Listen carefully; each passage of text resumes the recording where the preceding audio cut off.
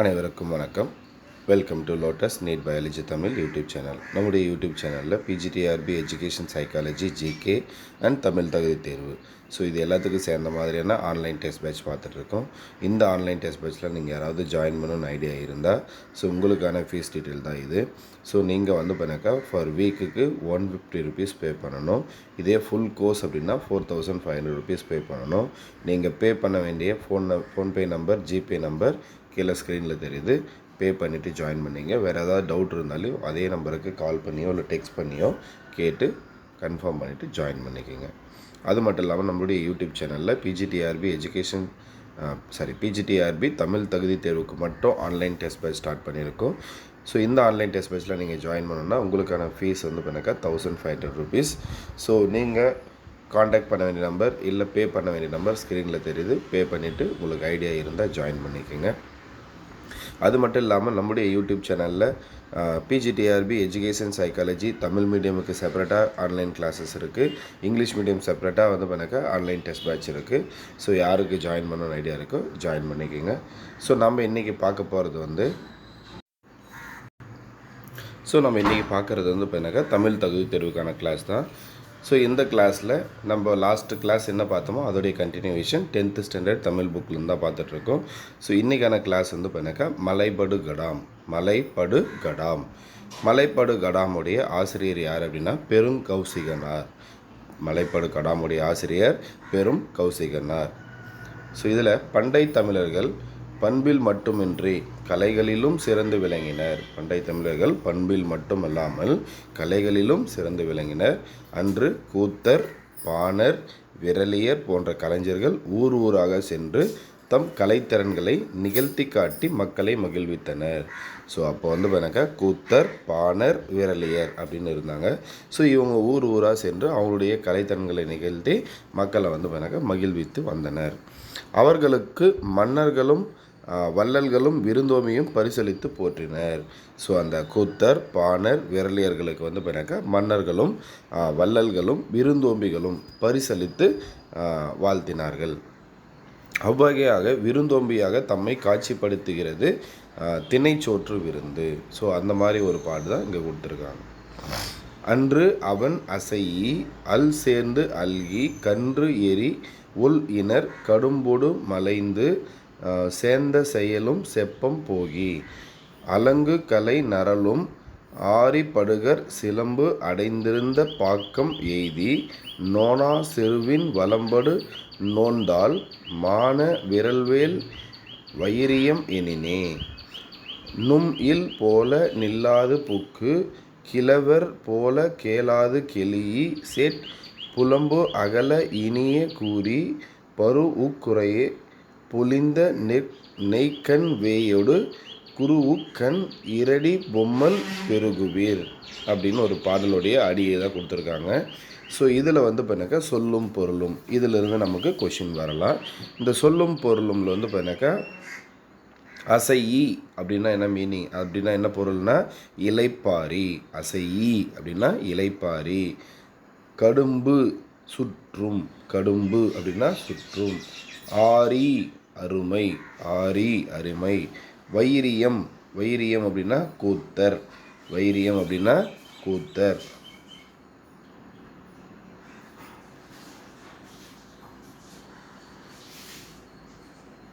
அடுத்து வந்து பண்ணாக்கா இரடி அப்படின்னா திணை.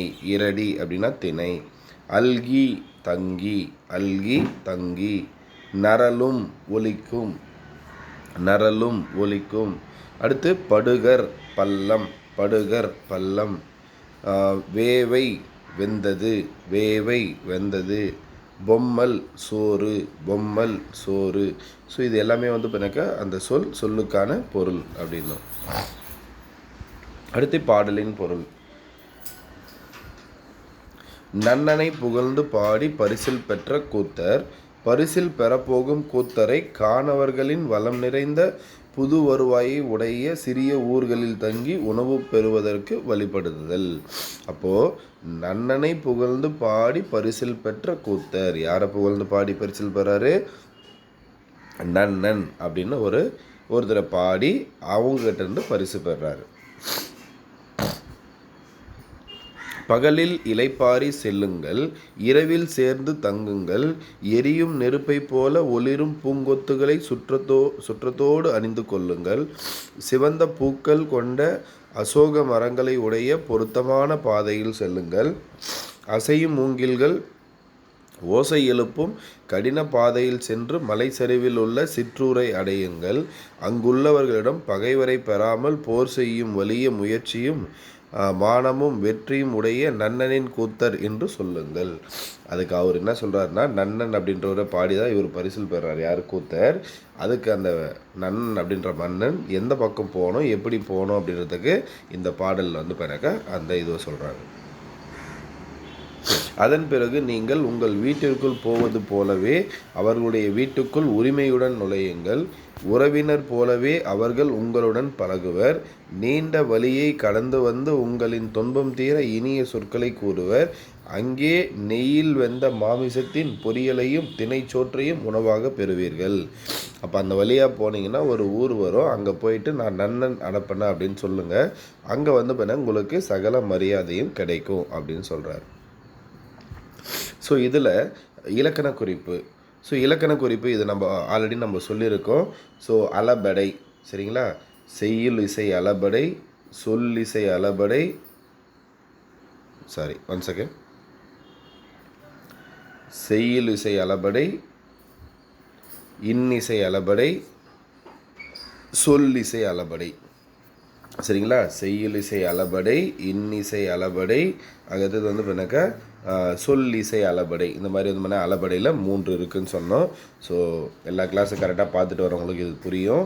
ஸோ அதில் வந்து பண்ணாக்கா இந்த செய்யுள் இசை அளபடை 2 எழுத்து தான் வரும், சரிங்களா? இன்னிசை அளபடை வந்து பண்ணாக்கா 3 எழுத்து வரும். ஸோ உங்களுக்கு எக்ஸாம்பிள் நல்லா பாருங்கள், பார்த்தீங்கன்னா தெரியும். சொல்லிசை அளபடை மட்டும் வந்து பண்ணாக்கா இந்த ஈல முடியும் அப்படின்னு சொல்லியிருப்பேன். சொல்லிசை அளபடை மட்டும் ஈல முடியும். அப்போ இங்கே அசையி, கெளியி, ஸோ இது எல்லாமே என்ன அளபடை அப்படின்னா சொல்லிசை அளபடை அப்படின்னு சொல்லுவோம். அடுத்து பகுபத உறுப்பிலக்கணம். ஸோ மலைந்து, ஸோ இதை எப்படி பிரிக்கலாம் அப்படின்னா மலை கூட்டல் இத் கூட்டல் ஊ. அப்போ மலை அப்படின்றது பகுதி. அப்போ இத் சந்தி, இந்தானது விகாரம், இத் அப்படின்றது இறந்த கால இடைநிலை, ஊ அப்படின்றது வினையச்ச விகுதி. ஸோ பகுபத உறுப்பிலக்கணத்துல நமக்கு கொஷின் வரும், இந்த இலக்கண குறிப்பும் கொஷின் வரும். அடுத்து பொலிந்த, பொலி கூட்டல் இத் கூட்டல் ஆ. அப்போ பொலி அப்படின்றது பகுதி, இந்தானது விகாரம், இறந்த கால இடைநிலை, ஆ வந்து பிறகு பெயரச்ச விகுதி. அடுத்து ஆற்றுப்படுத்தும் கூத்தன் வள்ளலை நாடி எதிர்வரும் கூத்தனை அழைத்து, யாம் இவ்விடத்தே சென்று இன்னவெல்லாம் பெற்று வருகின்றோம், நீயும் அந்த வள்ளலிடம் சென்று வளம் பெற்று வாழ்வாயாக என்று கூறுதல் ஆற்றுப்படை. அப்போது இங்கே ஆற்றுப்படை அப்படின்ற ஒரு நூல். இந்த ஆற்றுப்படைனா என்னென்னா, ஆற்றுப்படுத்தும் கூத்தன் வல்லை நாடி எதிர்வரும் கூத்தனை அழைத்து, யாம் இவ்விடத்தே சென்று இன்னவெல்லாம் பெற்று வருகிறோம், நீயும் அந்த வள்ளலிடம் சென்று பெற்று வளம் பெற்று வாழ்வாயாக என்று கூறுதல் ஆற்றுப்படை. அப்போ ஒரு கூத்தன் ஏதோ ஒரு வள்ளல்கிட்ட போயிட்டு பரிசு பெற்று அவர் போயிட்டுருக்காரு. அப்போ எதிரில் வரக்கூடிய இன்னொரு கூத்தன் கிட்ட சொல்கிறார், நான் இந்த வள்ளல்கிட்ட போயிட்டு இந்தந்த பரிசெல்லாம் பெற்றேன், இந்தந்த வளமெல்லாம் பெற்றேன், நீயும் அதே வள்ளல்கிட்ட போயிட்டு நீயும் வந்து பிறகு வளம் பெற்று வாழ்வாயாக அப்படின்னு சொல்றதுக்கு என்ன பேருனா ஆற்றுப்படை அப்படின்னு பேர். அடுத்து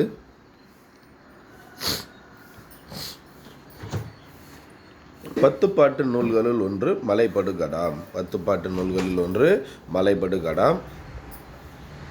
583 அடிகளை கொண்ட இது கூத்தராற்றுப்படை எனவும் அழைக்கப்படுகிறது. அப்போ மலைபடுகடாமுக்கு இன்னொரு பேர் என்ன அப்படின்னு பார்த்தீங்கன்னாக்கா கூத்தராற்றுப்படை. மலைபடுகடாமுக்கு இன்னொரு பேர் கூத்தராற்றுப்படை. மொத்தம் எத்தனை அடிகளை கொண்டது அப்படின்னா 583 அடிகளை கொண்டது கேட்பாங்க. 10 பாட்டு நூல்களில் ஒன்று மலைபடுகடாம். இந்த மலைபடுகடாமில் மொத்தம் எத்தனை அடிகள் உடையது? 583. அதே மாதிரி இந்த மலைபடுகடாமுக்கு இன்னொரு பெயர் என்ன அப்படின்னா கூத்தராற்றுப்படை. மலையை யானையாக உருவம் செய்து மலையில் எழும் பல வகை ஓசைகளை அதன் மதம் என்று விளக்குவதால் இதற்கு மலைபடு கடாம் என கற்பனை நயம் வாய்ந்த பெயர் சூட்டப்பட்டுள்ளது. அப்போது இதுக்கு ஏன் மலைபடு கடாம் அப்படின்னு வச்சுருக்காங்கன்னா, அந்த மலையை யானையாக உருவகம் செய்து மலையில் எழும் பல வகை ஓசைகளை அதன் மதம் என்று விளக்குவதால், யானைக்கு மதம் பிடிச்சிச்சு அப்படின்னு சொல்கிறத விளக்குறதுனால இதுக்கு மலைபடு கடாம் அப்படின்னு கற்பனை நயம் வாய்ந்த பெயர் சூட்டப்பட்டுள்ளது. நன்னன் என்னும் குறுநில மன்னனை பாட்டுடை தலைவனாக கொண்டு இரணிய முட்டத்து பெருங்குற்றனார் பெருங்கௌசிகனார் பாடியது மலைபடு கடாம். அப்போ மலைபடு கடாமோட யாரை பண்ணாக்கா பாட்டுடை தலைவன், மலைபடு கடாமுடைய பாட்டுடை தலைவன் யார் அப்படின்னா நன்னன். சரியா, இவர் பண்ணாக்கா ஒரு குறுநில மன்னன். அப்போ நன்னன் என்னும் குறுநில மன்னனை பாட்டுடை தலைவனாக கொண்டு யார் பாடுறாரு? பெருங்கௌசிகனார். சரிங்களா, பெருங்கௌசிகனார் பாடுறாரு. அவர் எங்கன்னாக்கா இரணிய முட்டத்து பெருங்குன்றத்தூர், பெருங்குன்றூர் பெருங்கௌசிகனார், இரணிய முட்டத்து பெருங்குன்றூர் பெருங்கௌசிகனார் அப்படின்ற ஒருத்தர் தான் யார் பாடுற எதை பாடுறாரு? மலைபடு கடாம் அப்படின்னு சொல்லக்கூடிய கூத்தலாற்றுப்படையை பாடுறாரு.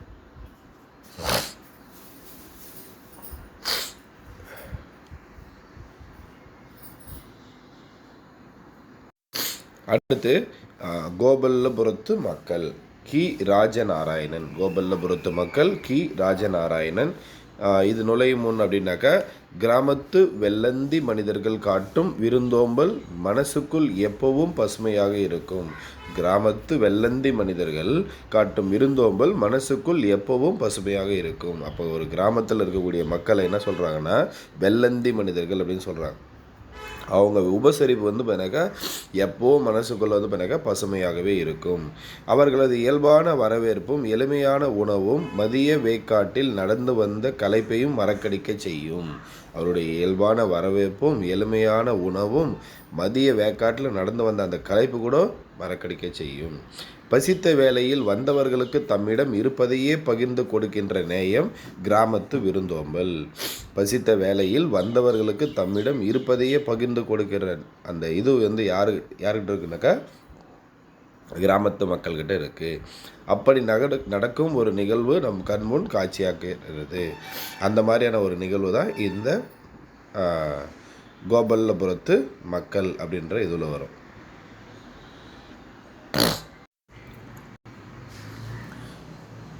ஸோ இங்கே சுப்பையாவின் புஞ்சையில் அருகு எடுத்து கொண்டிருந்தார்கள். அதிகாலை நேரத்தில் ஒரு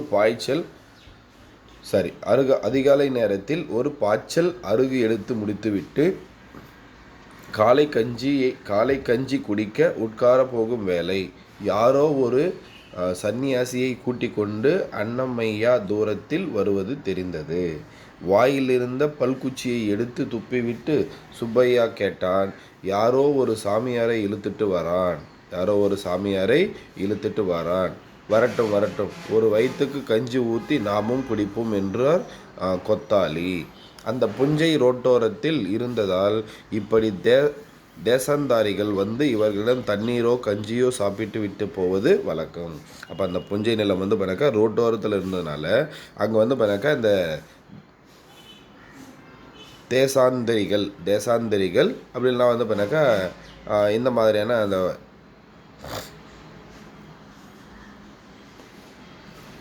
சன்னியாசியோ பண்ணாக்கா தண்ணீரோ கஞ்சியோ சாப்பிட்டு விட்டு போவது அது வழக்கமாக இருக்குது. அன்னமையாவின் கூட வந்தது சன்னியாசியோ பரதேசியோ இல்லை. அந்த ஆள் நடக்க முடியாமல் உட்கார்ந்து எழுந்திருந்து ஆயாசமாக மெதுவாக நடந்து கொண்டிருந்தான்.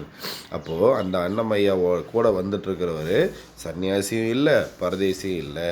அவர் பண்ணாக்கா நடக்க முடியாத உட்கார்ந்து எழுந்து ஆயாசமாக மெதுவாக நடந்து கொண்டிருந்தார். அந்த தாடியும் அழுக்கு ஆடையும் அந்த தள்ளாட்டமும் ஒரு பார்வைக்கு வயோதினாகவும் சாமியாரை போலவும் தோண வைத்தது. அவருடைய தாடியும் அந்த அழுக்கு உடம்பும் அந்த தள்ளாட்டமும் அவரை பண்ணாக்கா ஒரு வயோதின பார்வைக்கு ஒரு வயசானவரை மாதிரியும் சாமியாரை போலவும் தோண வைத்தது. தற்செயலாக அந்த பக்கம் வந்த அன்னமையாவின் கண்ணில் இது பட்டது. தற்செயலாக அந்த பக்கம் வந்த அன்னமையாவுடைய கண்ணில் இது பட்டது. கிட்டே போய் பார்த்த பிறகுதான் தெரிந்தது அவன் ஒரு வாலிபன் என்று. ஆனால் கிட்ட போய் பார்த்ததுக்கப்புறம் அவர் வயசானவர் கிடையாது, ஒரு வாலிபன் அப்படின்னு தெரிந்தது. கால்களை நீட்டி புளிய மரத்தில் சாய்ந்து உட்கார்ந்திருந்த அவனை நெருங்கி போய் பார்த்தபோது பசியால் வாடி போய்விட்ட அந்த முகத்தில் தெரிந்த கண்களின் தீட்சண்யம் கவனிக்கக்கூடியதாய் இருந்தது. கிட்ட போய் அவருடைய கண்ணை பார்த்த உடனே அவர் வந்து பசியால் பயங்கரமாக வாடி போயிருக்காரு அப்படின்றது அவங்களுக்கு புரியுது. அன்னமையாவை பார்த்ததும் அவன் ஒரு சிறு புன்னகை காட்டினான். பேசுவதற்கு இஷ்டப்படாதது போல் இருந்தது அவன் இருப்பு. ஸோ அன்னமையாவை பார்த்த உடனே அந்த ஒரு சிரிப்பு, அவனுக்கு பேசுறதுக்கு விருப்பம் இல்லாத மாதிரி இருந்தது. அந்த ரோடு வழியாக எத்தனையோ வகை தேசாந்திரிகள் வகை வகையான மொழியில் புரியாதபடி பேசிக்கொண்டு நடந்து வருவார்கள். அவர்களில் முக்கியமானவர்கள் லாட சந்நியாசிகள். அப்போது அந்த ரோடு வழியாக வந்து நிறைய தேசாந்திரிகள் வகை வகையான மொழியில் புரியாதபடி பேசிக்கொண்டே போவாங்க. அதில் முக்கியமானவர்கள் யாருன்னா லாட சந்நியாசிகள். அவர்கள் வேட்டு கட்டி கொண்டிருப்பதே ஒரு தினுசு. வேட்டி கட்டி கொண்டிருப்பது ஒரு தினுசு. இடுப்பை மறைத்த வேட்டி, அதன் 2 சொருகு நுனிகள் குறுக்க மறுக்க மார்பின் மேலெறிந்து பிடரியில் வந்து முடிசாகி இருக்கும். அவருடைய வேட்டி கட்டக்கூடிய ஸ்டைலே வந்து வேறு மாதிரி இருக்கும். வேட்டியும் மேல் வேட்டியுமாக அவர்கள் அப்படி அதை உடுத்தியிருப்பதை பார்க்கும் கோபல்லத்துப்புறத்து குழந்தைகள் அதே போல் தங்கள் தகப்பனார்களிடம் மேல் துண்டுகளை எடுத்து உடுத்தி கொண்டு லாட சந்நியாசி விளையாட்டு விளையாடியது அன்னமய்யாவுக்கு ஞாபகம் வந்தது. அப்போ அவங்களுடைய வேட்டி கட்டக்கூடிய அந்த இதுவை வச்சுக்கிட்டு அங்கே இருக்கக்கூடிய அந்த கோபல்லபுரத்து குழந்தைகள் வந்து அவங்களுடைய அப்பா கிட்ட இருந்து அந்த துண்டை வாங்கி அதை வந்து அந்த வேட்டி மாதிரியே கட்டி விளையாடுறது வந்து அவருக்கு ஞாபகம் வந்தது. தன்னை பார்த்து ஒரு நேச புன்னகை காட்டிய அந்த வாலிப மனிதனிடம் போய் கிட்டே நின்று பார்த்து கொண்டே இருந்தான் அன்னமையா வாய் திறக்காமல். கொஞ்சம் அலுப்பு தீர்ந்தவுடன், தம்பி கொஞ்சம் குடிக்க தண்ணீர் கிடைக்குமா என்று தமிழில் அவன் பேசியது இவனுக்கு ரொம்ப ஆச்சரியமாக சந்தோஷமாக இருந்தது. அப்போ கொஞ்சம் நேரம் வந்து அந்த அலுப்பு தீர்ந்தவுடன் பார்த்து அலுப்பு தீர்ந்தவுடன், தம்பி கொஞ்சம் குடிக்க தண்ணி கிடைக்குமா அப்படின்னு தமிழில் கேட்ட உடனே அவருக்கு வந்து ரொம்ப ஆச்சரியமாக இருந்தது. இந்த பக்கத்தில் அருகெடுத்து கிட்ட இருக்கிறவங்கக்கிட்ட நீச்சு தண்ணி இருக்குது, வாங்கிட்டு வரட்டுமா? அப்போ பக்கத்தில் வந்து அருகு எடுத்துருக்கிட்ட நீச்சு தண்ணி இருக்குது, நான் வாங்கிட்டு வரட்டுமான்னு கேட்குறேன். நீச்சு தண்ணி என்று தனக்குள் அந்த வாலிபன் சொல்லி பார்த்து கொள்வது தெரிந்தது. கொஞ்சம் கை அமர்த்தி விட்டு நாமே அங்கு போய்விடலாமே என்பது போல் அங்கே அவர்களை பார்த்தான். எழுந்திருப்பதற்கு ஒத்தாசையராக நீட்டி கையை நன்றியுடன் மறுத்துவிட்டு அவனே சிரமப்பட்டு எழுந்து நின்றார். ஸோ அங்கே அருகு எடுத்துக்கிட்டுங்கிட்டு போய் வாங்கிட்டு வர்றதுக்கு பதில் நம்மளே அங்கே போயிடலாம் அப்படின்ற மாதிரி அவன் பார்க்குறான். ஸோ எழுந்துறதுக்கு கை கொடுத்தாலே அவன் வந்து அதை வேண்டாம் நானே எழுந்துக்கிறேன்னு சொல்லிட்டு ரொம்ப சிரமப்பட்டு எழுந்து நிற்கிறான்.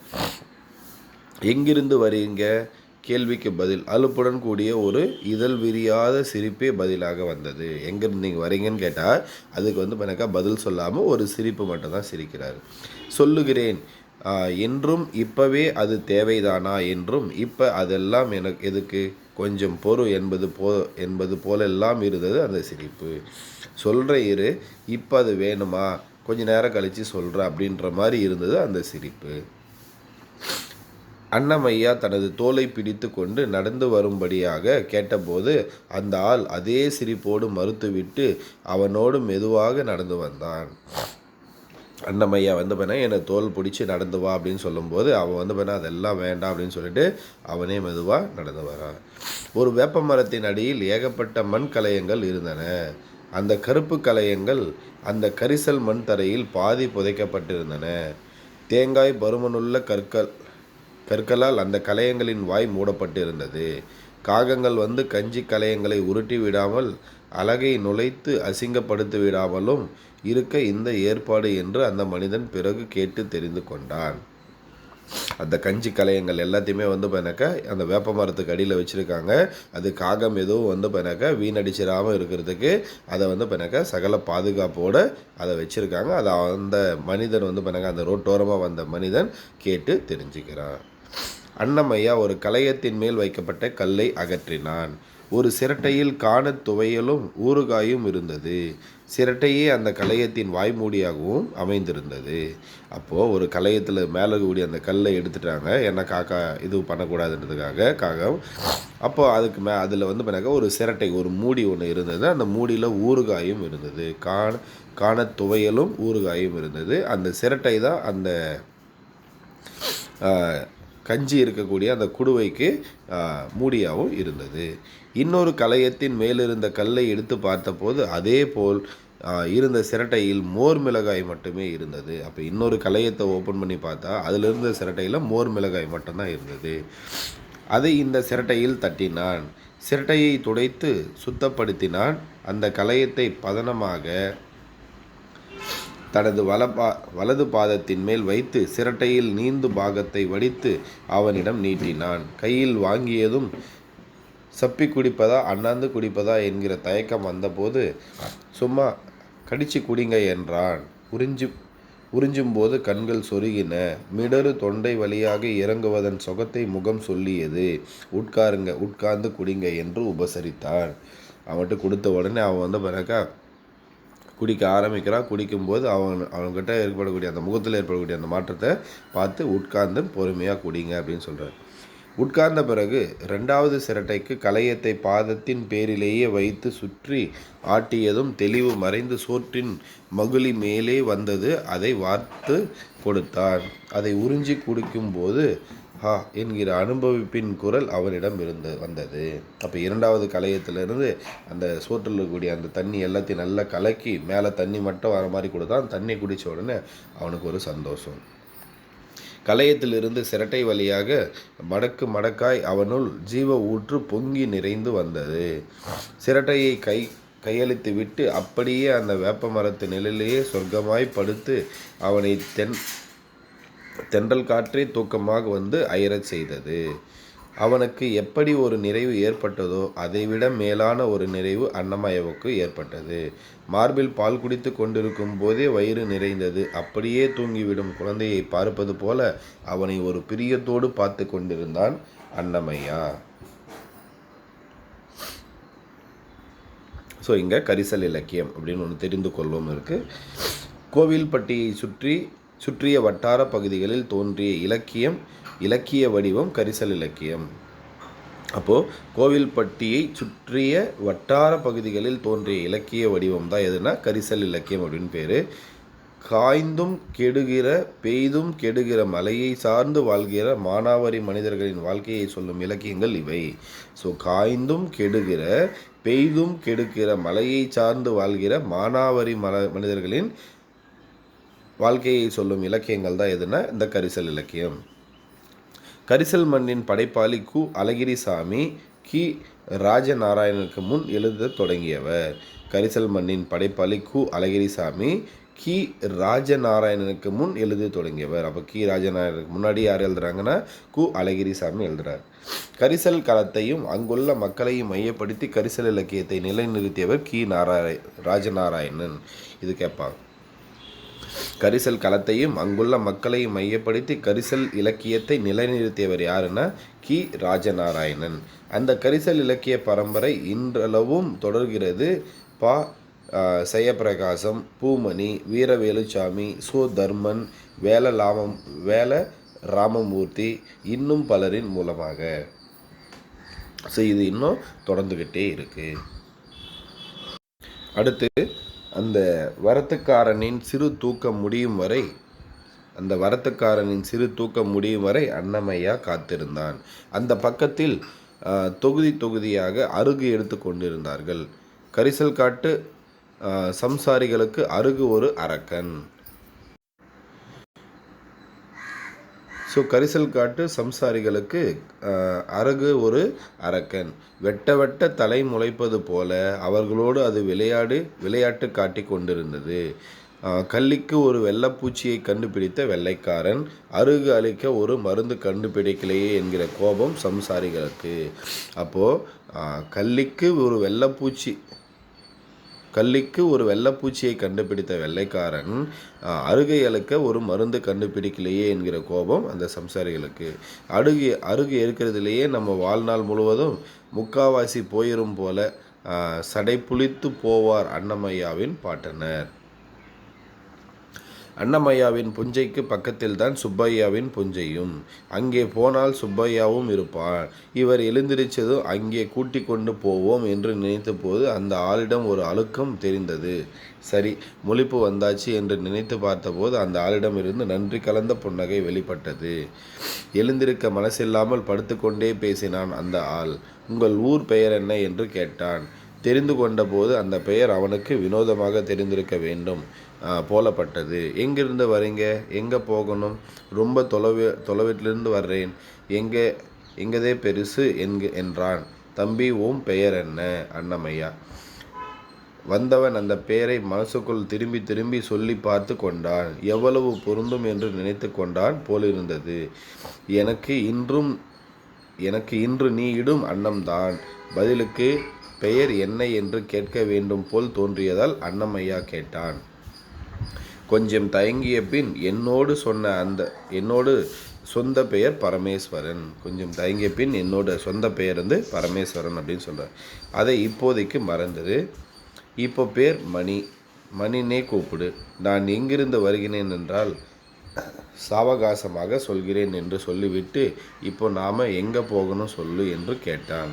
அதோ அங்கே என்று கை காட்டினான். அங்கே என்னோட ஃப்ரெண்டு சுப்பையான்னு பேர், காலேஜில் படிக்கா, லீவுக்கு வந்திருக்கா. அவங்க புஞ்சையிலையும் அடுகு இருக்கிறாங்க. அங்கே போவோமா? போவோமே அப்படின்னு சொல்கிறார்.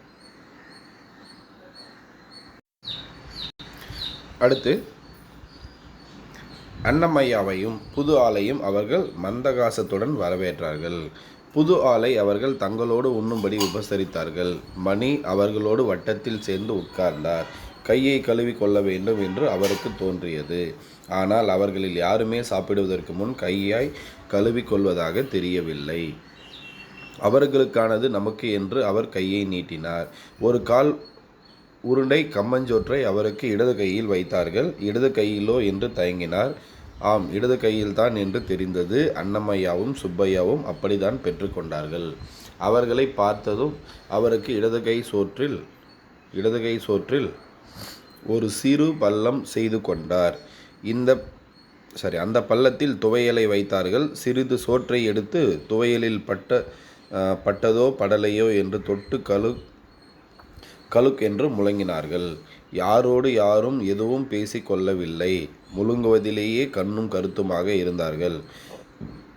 அவர்கள் உண்ணுகிற வேகம், ஆர்வம், அனுபவிப்பு இதெல்லாம் பார்த்தபோது இந்த உணவு எவ்வளவு ருசியாக இருக்குமோ என்று பட்டது மணிக்கு. முதலில் கொஞ்சம் வெறும் சோற்றை எடுத்து ருசித்து பார்த்தார். அந்த சோற்றின் நெடி அவரை என்னவோ செய்தது. துவையலோடு சேர்த்து சாப்பிட்டால் கொஞ்சம் பரவாயில்லை என்பது போல் பட்டது. அந்த கடுமையான பசியிலும் அவரால் அரை உருண்டைக்கு மேல் சாப்பிட முடியவில்லை. அன்னமையாவும் சுப்பையாவும் ஆளுக்கு ஒரு உருண்டைதான் சாப்பிட்டார்கள். சாப்பிட்டு முடித்து அவர்கள் மண்ணினால் கைகளை சுத்தப்படுத்தியதை பார்த்து அவரும் அதே போல் மண்ணை எடுத்து கையில் தேய்த்து சுத்தப்படுத்தி கொண்டார். அவர்கள் சாப்பிட்டு முடித்ததும் கொஞ்சம் ஓய்வாக உட்கார்ந்த ஊர்கதைகள் பேச ஆரம்பித்தார்கள். சுண்ணாம்பு கேட்கவும் தீப்பெட்டி கேட்கவும் சிலர் பக்கத்து தொகுதிகளிடம் போனார்கள். மணி திரும்பவும் படுத்து அமைதியாக கண்களை மூடி கிடந்தார். ஸோ இங்கே பார்த்தீங்கன்னா இதெல்லாம் வட்டார சொற்கள், அதுக்கான பொருள் தான் கொடுத்துருக்காங்க. பாய்ச்சல் அப்படின்னா அது வட்டார சொல். அதுக்கு என்ன பொருள் அப்படின்னா பாத்தி. பதனம் அப்படின்னா கவனமாக. நீந்து பாகம் மேல் கஞ்சி அப்படின்னு பேர். குடித்தல் வாய் வைத்து குடித்தல். மகுளி சோற்று கஞ்சி. வரத்துக்காரன் புதியவன். சடைத்து புளித்து சலிப்பு. அழுத்தம் அப்படின்னா அணுக்கம் அப்படின்னு பேர். தொலைவட்டையில் அப்படின்னா மீனிங் அப்படின்னா என்ன பொருள்னா தொலைவில் அப்படின்னு பேர். இப்போது கோபல்ல கிராமம் என்னும் புதினத்தை தொடர்ந்து எழுதப்பட்ட கதையே கோபல்லபுரத்து மக்கள். அப்போ கோபல்ல கிராமம் என்னும் புதினம் அப்போ கோபல்ல கிராமம் அப்படின்றது ஒரு புதினம். அதை தொடர்ந்து எழுதப்பட்ட கதை தான் வந்து பார்த்தீங்கன்னாக்கா கோபல்லபுரத்து மக்கள். ஆசிரியர் தன் சொந்த ஊரான இடைச்செவல் மக்களின் வாழ்வியல் காட்சிகளுடன் கற்பனையை புகுத்தி இந்நூலினை படைத்துள்ளார். ஆசிரியர் தன் சொந்த ஊரான இடைச்செவல் மக்களின் வாழ்வியல் காட்சிகளுடன் கற்பனையையும் புகுத்தி இந்நூலினை படைத்துள்ளார். இதன் ஒரு பகுதியே இங்கு பாடமாக உள்ளது. இதில் ஒரு பகுதி தான் இங்கு பாடமாக இருக்குது. இந்திய விடுதலை போராட்டத்தின் பின்னணியாக கொண்டது இந்நூல். இந்திய விடுதலை போராட்டத்துடைய பின்னணியாக கொண்டது தான் எதுனா இந்த கோபல்ல கிராமம் என்னும் புதினம். இது 1991 ஆண்டிற்கான சாகித்ய அகாடமி விருதினை பெற்றது. அப்போது 1991 ஆண்டு சாகித்ய அகாடமி விருது பெற்ற அந்த புதினம் எது அப்படின்னு பார்த்தீங்கன்னா கோபல்ல கிராமம் அப்படின்ற புதினம். கோபல்லபுரத்து மக்கள் கதையின் ஆசிரியர் கரிசல் எழுத்தாளர் கி. ராஜநாராயணன். அப்போ கோபல்லபுரத்து மக்கள் கதையின் ஆசிரியர் யாருன்னா கரிசல் எழுத்தாளர் கி. ராஜநாராயணன். 20க்கும் மேற்பட்ட நூல்களை படைத்துள்ள இவரின் கதைகள் ஒரு கதை சொல்லின் கதைப்போக்கில் அமைந்திருக்கும். ஸோ 20க்கும் மேற்பட்ட நூல்களை படைத்திருக்காரு. இவரின் கதைகள் அனைத்தும் கி. ராஜநாராயணன் கதைகள் என்னும் தலைப்பில் தொகுப்பாக வெளிவந்துள்ளது. இவர் கரிசல் வட்டார சொல் அகராதி ஒன்றையும் உருவாக்கியுள்ளார். இவர் வந்து கரிசல் வட்டார சொல் அகராதி ஒன்றையும் உருவாக்கியுள்ளார். இவர் தொடங்கிய வட்டார மரபு வாய்மொழி புனைக்கதைகள் கரிசல் இலக்கியம் என்று அழைக்கப்படுகிறது. எழுத்துலகில் இவர் கீரா என்று குறிப்பிடப்படுகிறார். ஸோ அப்போ வந்து 1991 ஆண்டு சாகித்ய அகாடமி விருது பெற்ற நூல் எது அப்படின்னு கேட்பாங்க. ஸோ ஞாபகம் வச்சுக்கோங்க. அடுத்தது முன் தோன்றிய மூத்த குடி. கரங்கு இசை விளவின் உரந்தை. ஸோ எந்த மாவட்டத்தை எந்த ஊரை சொல்லுது அப்படின்னாக்கா திருச்சி மாவட்டத்தின் உறையூரை சொல்லுது. எந்த நூல்? அகநானூறு.